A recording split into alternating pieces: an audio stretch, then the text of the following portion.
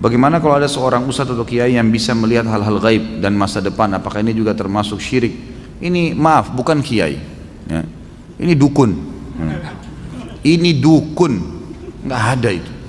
Bagaimana cara? Gitu kan? Ini semua tidak mungkin terjadi. Ini semua khurafat yang masuk ke dalam sebagian orang dan memakai nama suci. Nama kiai itu suci. Kiai, guru, ustadz, itu semua nama-nama yang suci sebenarnya, nama orang-orang yang menyampaikan agama Allah. Bagaimana mereka bisa kontaminasikan dengan melihat jin lah, melihat inilah, menebak masa depan? Ini nggak ada semuanya, gitu kan? Nabi Muhammad SAW, guru dan kiai kita, disepakati oleh semua ya kaum muslimin. Nggak ada orang yang berani mengatakan, kecuali dia bukan muslim, bahwasanya Muhammad bukan kiai saya SAW. Kita pasti mengaku beliau kiai kita yang paling besar. Semua mazhab apapun ikut kembali kepada Nabi SAW. Nabi SAW kalau didatangin oleh beberapa sahabat yang bertanya dan beliau belum tahu hukumnya, belum ada wahyu, beliau diam, tidak ngomong. Nunggu sampai turun wahyu baru beliau mengatakan, siapa tadi yang bertanya? Si fulan angkat tangan. Telah datang kepada saya wahyu begini.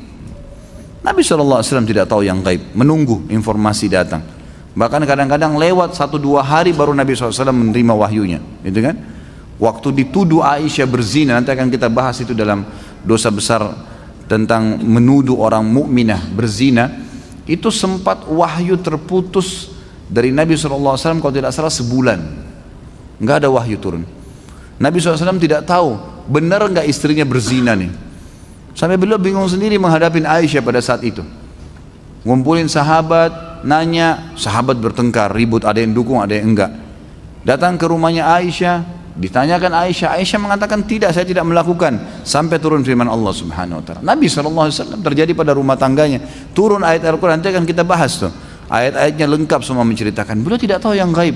Bagaimana ada orang yang mengaku kiai, kemudian bisa melihat yang gaib, bisa tahu masa depan? Bagaimana caranya? Allah mengatakan dalam Al-Quran tentang Nabi SAW, dan Nabi disuruh ucapkan itu.